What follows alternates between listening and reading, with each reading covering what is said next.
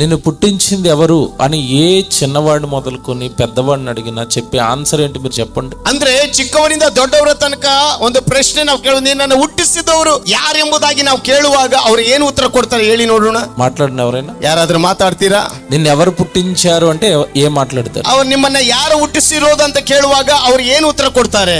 మా అమ్మ, ನಮ್ಮ ತಾಯಿ, మా నాన్న. ನಮ್ಮ ತಂದೆ. నిజమేనా? ఇది ನಿಜ ಅಲ್ವಾ? ఇది సగం నిజం. ಇದು ಸಹಜವಾಗಿ ನಿಜನೇ. ఇది సగం నిజం.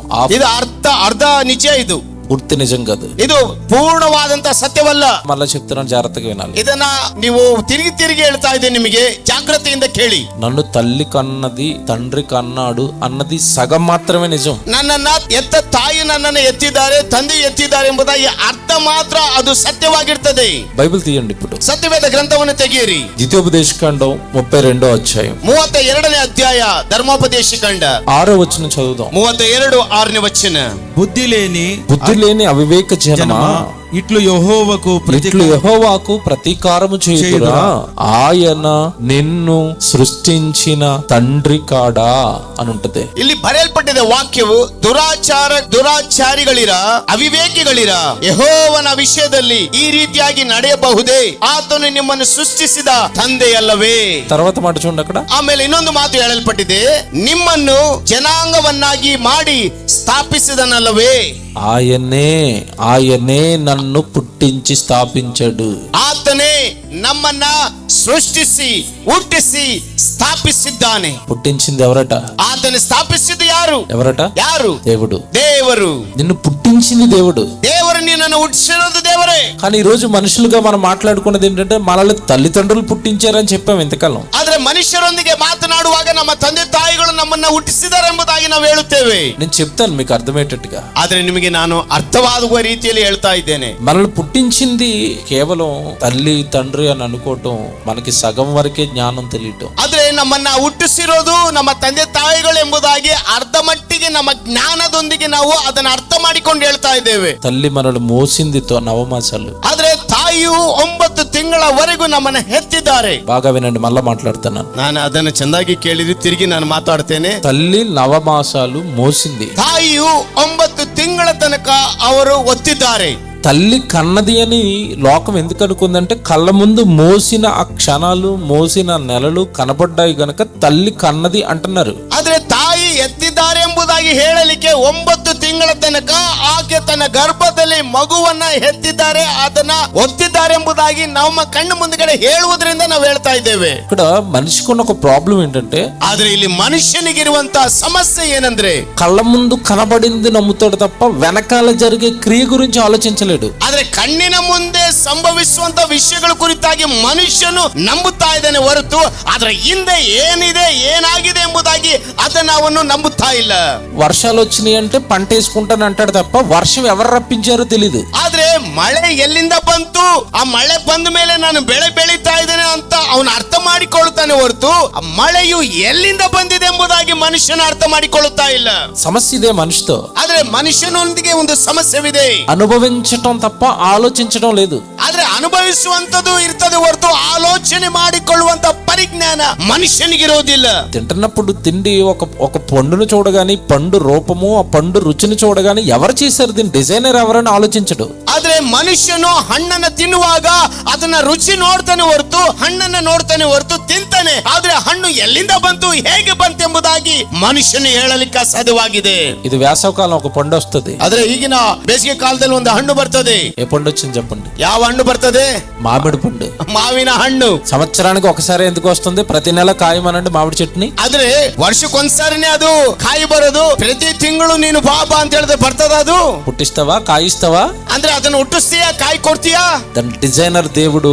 సంవత్సరానికి ఒకసారి నువ్వు తినాలి అని దానికి నిర్ణయించింది, చెట్టుకు నిర్ణయించింది దేవుడు. ಆದ್ರೆ ಆ ಮರಕ್ಕೆ ನಿರ್ಣಯ ಮಾಡಿರುವಂತದ್ದು ದೇವರು, ಅದಕ್ಕೆ ರೂಪವನ್ನ ಕೊಡುವಂತದೇ ದೇವರು. సృష్టిలో ఉన్న ప్రతి దానికి డిజైనర్, తయారు చేసిన వాడు, సృష్టించిన వాడు, సృష్టికర్త దేవుడు. ಆದ್ರೆ ಸೃಷ್ಟಿಯನ್ನ ತಯಾರಿಸುವನು ಸೃಷ್ಟಿಕರ್ತನಾಗಿರುವ ಆತನೇ ದೇವರಾಗಿದ್ದಾನೆ. అలాగే నీ జన్మ వెనకాల కూడా దేవుడే. ಆದ್ರೆ ಆದ್ರೆ ನಿನ್ನ ಜನ್ಮದ ಹಿಂದೆ ದೇವರೇ ಆಗಿದ್ದಾನೆ. ఇప్పుడు ప్రశ్న అడుగుతాను, అందరూ తెలివిగా ఆలోచించాలి. ಈಗ ನಾನು ಒಂದು ಪ್ರಶ್ನೆ ಕೇಳ್ತೇನೆ, ಎಲ್ಲರೂ ನಿಮ್ಮ ತಿಳುವಳಿಕೆ ಬುದ್ಧಿಯಿಂದ ಆಲೋಚನೆ ಮಾಡ್ರಿ. తల్లి నన్ను కన్నది అంటున్నారు కదా, ತಾಯಿ ನಮ್ಮನ್ನ ಎತ್ತಿದ್ದಾರೆ ಎಂಬುದಾಗಿ ಹೇಳ್ತಿರಲ್ವಾ? మీ తల్లి దగ్గరికి వెళ్ళి మీరు అడగండి. ನಿಮ್ಮ ತಂದೆ ತಾಯಿಗಳ ಬಳಿಗೆ ಹೋಗಿ ನೀವು ಕೇಳಿರಿ. అమ్మ నాకు చెయ్యి చేసావు కదా, నువ్వు ఇలాంటి చెయ్యి ఎందుకు చేసావమ్మా అని అడగండి. ಅಮ್ಮ, ಈ ಕೈ ನನಗೆ ಮಾಡಿದೆಯಲ್ಲ, ಈ ತರವಾದಂತ ಕೈಯನ್ನ ಯಾಕೆ ನೀನು ಮಾಡಿದಿ ಎಂಬುದಾಗಿ ಕೇಳಿ ನೋಡ್ರಿ. అంటవా? అనగలవా తల్లి దగ్గరికి వెళ్ళి? ತಾಯಿಯ ಬಳಿಯಲ್ಲಿ ಹೋಗಿ ಆ ಮಾತನ್ನ ನೀನು ಕೇಳಲಿಕ್ಕೆ ಸಾಧ್ಯವಾ? అమ్మ నువ్వు కన్నావు కదా, నన్ను ఎందుకు పొట్టిగా హైట్ తక్కువ కన్నావు, నన్ను పెద్దగా అమితాబ్ బచ్చన్ లాగా 6 అడుగులు కనవచ్చు కదా అను అమ్మ దగ్గరికి వెళ్ళి. ತಾಯಿಯ ಬಳಿಗೆ ಹೋಗಿ ನನ್ನನ್ನು ಯಾಕೆ ಗಿಡ್ಡನನ್ನಾಗಿ ಕುಳ್ಳನನ್ನಾಗಿ ನನ್ನನ್ನು ಎತ್ತಿದ್ದೀಯಾ, ನನ್ನನ್ನು ಅಮಿತಾಬ್ ಬಚ್ಚನ್ ತರ ಉದ್ದವಾದಂತ ವ್ಯಕ್ತಿಯಾಗಿ ನನ್ನನ್ನ ಎತ್ತಬಾರ್ದು ಎಂಬುದಾಗಿ ಒಂದು ವೇಳೆ ನೀನು ತಾಯಿಯ ಬಳಿಯಲ್ಲಿ ಹೋಗಿ ನೀನು ಕೇಳಿ ನೋಡು. తల్లి నన్ను కన్నదన్న ప్రతి వాడు తల్లిని ప్రశ్న అడగండి వెళ్ళి. ಅಂದ್ರೆ ಎದ್ದ ತಾಯಿಯನ್ನ ನೀವು ಹೋಗಿ ನೀವು ಪ್ರಶ್ನೆ ಮಾಡಿ ಕೇಳಿ ನೋಡುವ. అడుగుతావా? ಕೇಳ್ತೀರಾ? ఏమంటది అమ్మ? చెప్పాలి. ತಾಯಿ ಏನ್ ಹೇಳ್ತಾರೆ ಹೇಳಿ ನೋಡೋಣ. ತಾಯಿ ಅಂದ್ರೆ ಹೇಳಿ, ఏమంటది అమ్మ? ತಾಯಿ ಏನಂತಾರೆ? నాకేం తెలుసురా నువ్వు పుడతావని, ನನಗೇನು ಗೊತ್ತು ನೀನು ಹುಟ್ಟುತ್ತಿ ಎಂಬುದಾಗಿ. నువ్వు పొట్టిగా పుడతావా, పొడుగ్గా పుడతావా, నల్లగా పుడతావా, తెల్లగా పుడతావా, అది నా చేతుల్లో లేదంటది అమ్మ. ಅಯ್ಯೋ, ತಾಯಿ ಹೇಳ್ತಾಳೆ ನೀನ್ ಕುಳ್ಳನಾಗಿ ಹುಟ್ಟಿದೀಯ, ಉದ್ದನಾಗಿ ಹುಟ್ಟಿದೀಯ, ನೀನ್ ಕಪ್ಪಾಗಿ ಬೆಳ್ಳಾಗಿ ಹುಟ್ಟಿದೀಯ ಎಂಬುದಾಗಿ ನನಗೇನು ಗೊತ್ತೆಂಬುದಾಗಿ ತಾಯಿ ಉತ್ತರ ಕೊಡ್ತಾಳೆ. నేను మోసాను తప్ప నా లోపల ఏం జరుగుతుందో నాకు తెలియదు అంటదంతే. ಆದ್ರೆ ತಾಯಿ ಒಂದು ಮಾತು ಹೇಳ್ತಾರೆ, ನಾನು ನಿನ್ನನ್ನ ಒತ್ಕೊಂಡಿದ್ದೇನೆ ಹೊರತು ಒಳಗಡೆ ಏನ್ ನಡೀತಿದೆ ಎಂಬುದಾಗಿ ನನಗೆ ಗೊತ್ತಾಗುವುದಿಲ್ಲ. మన లోపల 9 నెలలు మనిషి తయారవడానికి ఆ కార్యం చేస్తున్నది ఎవరు? ಅಂದ್ರೆ ಒಳಗಡೆ ಆ ಗರ್ಭದೊಳಗೆ 9 ತಿಂಗಳ ತನಕ ರೂಪಿಸ್ತಾ ಇರುವಂತದ್ದು ಯಾರು ಗೊತ್ತಾ? ದೇವರು ಮಾತ್ರ. అమ్మని అడుగు, ತಾಯಿಯನ್ನು ಹೋಗಿ ಕೇಳು, అమ్మ చెప్తుంది నీకు. ಅಮ್ಮ ತಾಯಿ ನಿನಗೆ ಹೇಳ್ತಾರೆ, నాకేం తెలుసురా, నువ్వు పుట్టేంత వరకు మగబిడ్డ పుడతాడో ఆడబిడ్డ పుడుతుందో కూడా నాకు తెలియదు అంటది. ಅಯ್ಯೋ, ಗಂಡು ಮಗು ಹುಟ್ಟುತ್ತದೋ ಅಥವಾ ಹೆಣ್ಣು ಮಗು ಹುಟ್ಟುತ್ತದೆ ಎಂಬುದಾಗಿ ನನಗೇನು ಗೊತ್ತಾಗ್ತದೆ? ಹುಟ್ಟುವಾಗ ಯಾವ ರೀತಿಯಾಗಿ ಹುಟ್ಟುತ್ತದೆ ಎಂಬುದಾಗಿ ನನಗೆ ಗೊತ್ತಿಲ್ಲ. అంటే తల్లి గర్భంలో నువ్వు మగబిడ్డ లేదంటే ఆడబిడ్డ నిర్ణయించింది ఎవరు అంటే దేవుడు. ಆದ್ರೆ ಗಂಡು ಅಥವಾ ಹೆಣ್ಣು ಎಂಬುದಾಗಿ ಹೇಳುವಂತ ನಿರ್ಣಯ ಮಾಡಿಕೊಳ್ಳುವ ಆತನು ಯಾರಂದ್ರೆ ಸೃಷ್ಟಿಕರ್ತನಾದಂತ ದೇವರು. నువ్వు ఎప్పుడైనా ఒక విషయం ఆలోచించావా? ಯಾವತ್ತಾದ್ರೂ ಒಂದು ವಿಷಯ ಆಲೋಚನೆ ಮಾಡಿದ್ದೀರಾ? నీకు అమ్మ నాన్నలుగా వీళ్ళిద్దరే ఉండాలని నువ్వు డిసైడ్ చేసుకున్నావా, దేవుడు డిసైడ్ చేశాడా? ಆದ್ರೆ ನಿನಗೆ ತಂದೆ ತಾಯಿಗಳು ಇಬ್ಬರು ನಿನಗಿರ್ಬೇಕೆಂಬುದಾಗಿ ನೀನು ತೀರ್ಮಾನ ಮಾಡಿದೀಯಾ ಅಥವಾ ದೇವರು ತೀರ್ಮಾನ ಮಾಡಿದ್ದಾರಾ?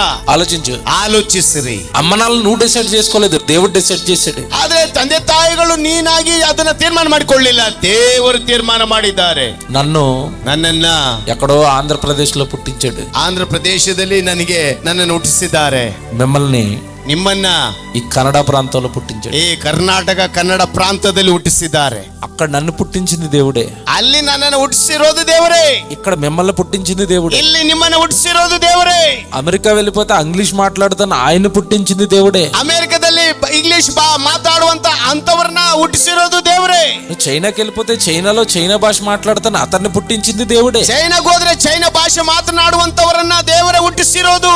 భూమి మీద పుడతన్న ప్రతి మనిషి మ్యానుఫ్యాక్చర్ ఎవరంటే దేవుడు. ಭೂಮಿಯ ಮೇಲೆ ಪ್ರತಿ ಮನುಷ್ಯನ ಜೀವನದಲ್ಲಿ ನಿರ್ಮಾಣ ಮಾಡುತ್ತಾ ಇರುವಂತದ್ದು ಯಾರಂದ್ರೆ ದೇವರೇ.